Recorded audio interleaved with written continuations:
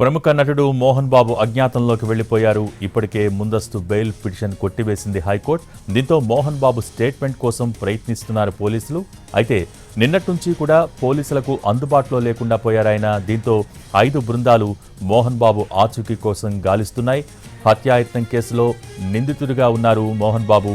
ఇప్పటికే bond over చేయటానికి నోటీసులు ఇచ్చారు. అయితే కోర్టుకు వెళ్లి ఈ రోజు వరకు అరెస్టు నుంచి రిలీఫ్ తెచ్చుకున్నారు మోహన్ బాబు. ఇవాళ రాత్రి వరకు అందుబాటులోకి రాకపోతే మరోసారి నోటీసులు ఇస్తామని అంటున్నారు పోలీసులు.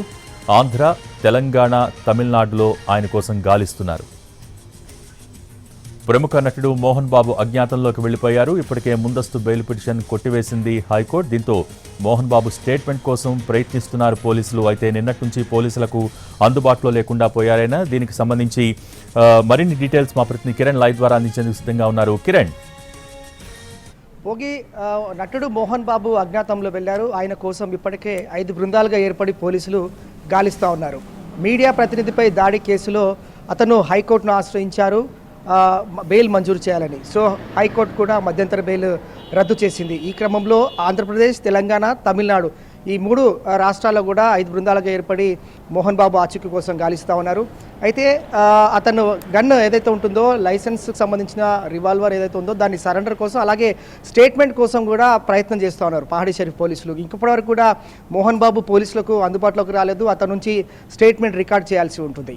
సో రాచకొండ పోలీస్ కమిషనర్ కూడా ఇటీవలే మోహన్ బాబుకు తన ఎదుట విచారణకు హాజరు కావాలని BNS యాక్ట్ 126 కింద నోటీసులు ఇష్యూ చేశారు. దీనిపైన కూడా మోహన్ బాబు హైకోర్టును ఆశ్రయించారు. హైకోర్టు కూడా అతనికి ఊరటనిచ్చింది. సో మరొకసారి కూడా తమ ఎదుట విచారణకు హాజరు కావాలని రాచకొండ పోలీస్ కమిషనర్ నోటీసులు ఇష్యూ చేసే అవకాశం కూడా కనిపిస్తుంది. ఈలోపు స్టేట్మెంట్ కూడా రికార్డ్ చేయాల్సి ఉంటుంది. మొత్తంగా ఇటు ఏపీ, తెలంగాణ, తమిళనాడు ఈ 3 రాష్ట్రాలను కూడా మోహన్ బాబు ఆచూకీ కోసం గాలిస్తూ ఉన్నారు. అజ్ఞాతంలో వెళ్ళిన మోహన్ బాబు ఇంతకు ఎక్కడ, ప్రస్తుతం ఇది హాట్ టాపిక్గా మారింది. ఈ కేసు వెలుగులోకి వచ్చిన తర్వాత, అంటే మీడియా ప్రతినిధి పైన దాడి కేసులో నిందితుడిగా ఉన్నాడు మోహన్ బాబు.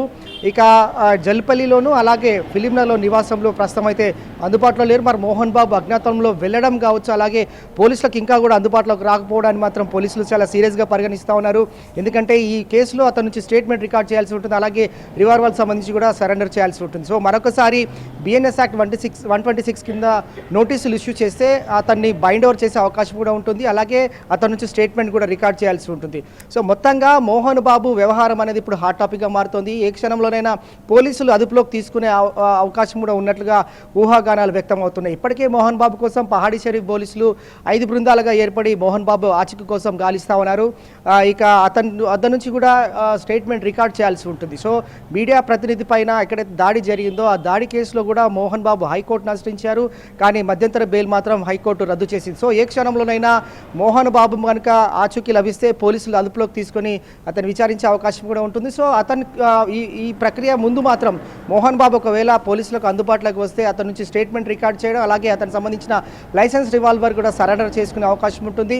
సో హైకోర్టును ఆశ్రయించారు ముందుగా, అంటే నాట్ టు అరెస్ట్ అని చెప్పి ఎక్కడైతే పిటిషన్ ఫైల్ చేసుకోవడం జరిగిందో రాచకొండ CP ఇచ్చిన నోటీసులో అతనికి ఈ రోజు వరకు కూడా వెసులుబాటు ఉంది. సో ఇవాళ ఇచ్చిన టైం ముగిసింది కాబట్టి ఇక్కడ నుంచి కౌంట్ డౌన్ స్టార్ట్ అయిందని చెప్పాలి. మోహన్ బాబు అజ్ఞాతంలో వెళ్ళాడు. అజ్ఞాతం వీడి అతను పోలీసులకు అందుబాటులోకి వస్తాడా, లేదంటే అజ్ఞాతంలో ఉంటే కనుక ఆచూకీ కనుక్కొని మాత్రం పోలీసులు అతన్ని అదుపులోకి తీసుకొని విచారించే అవకాశం ఉంటుంది.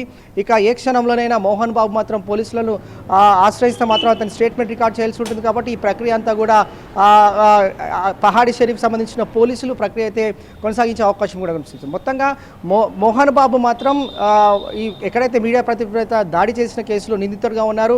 అలాగే ఈ కేసులో కోర్టును ఆశ్రయించినప్పుడు మాత్రం కోర్టులో కూడా చుక్క ఎదురైంది.